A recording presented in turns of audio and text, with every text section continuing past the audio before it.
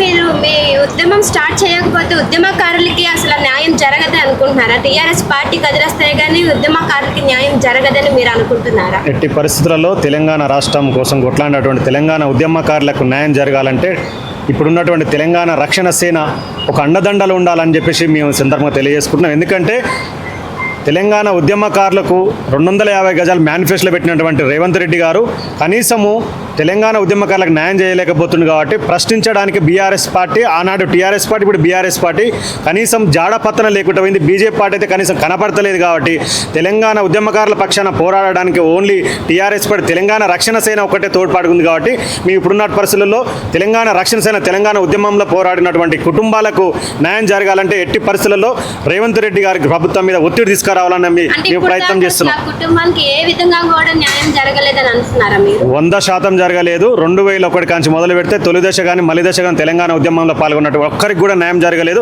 కనీసము ఉద్యమకారుడు కోరుకునేది ఏంటంటే ఆత్మగౌరవం కోరుకుంటున్నాడు. గత ప్రభుత్వం బీఆర్ఎస్ పార్టీ ప్రభుత్వంలో కూడా ఆత్మగౌరవం కోల్పోయారు.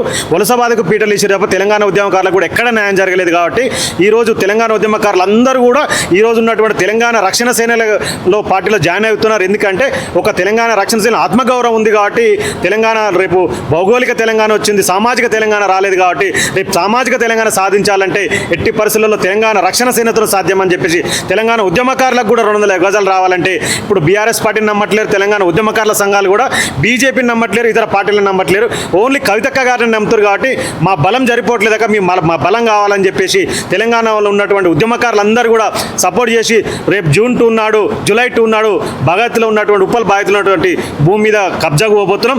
మా హక్కులు మేమే సాధించుకుంటాం. మీరు ఇవ్వకపోతే ఖబర్దార్ రేవంత్ రెడ్డి, ఇప్పటి వరకు జూలై 2 వరకు మీకు సమయం ఇచ్చినాం. రేపు ఇవ్వకపోతే మాత్రం తెలంగాణ రాష్ట్రంలో ఎక్కడున్న ప్రభుత్వ భూములు ఉన్నా కూడా ఆ యొక్క నియోజకవర్గంలో ఉన్న ఉద్యమకారులందరూ కూడా జెండాలు వాతి మీరు ఇవ్వకుండా కూడా మేము గుంజుకుంటాం. ఎందుకంటే ఆనాడు ఆంధ్రోల చేతిలో ఉన్నటువంటి తెలంగాణ రాష్ట్రాన్ని కూడా మేము గుంజుకున్న ధైర్యం చేసింది. కాబట్టి మీకు ఎట్టి పరిస్థితుల్లో భయపడేది లేదు.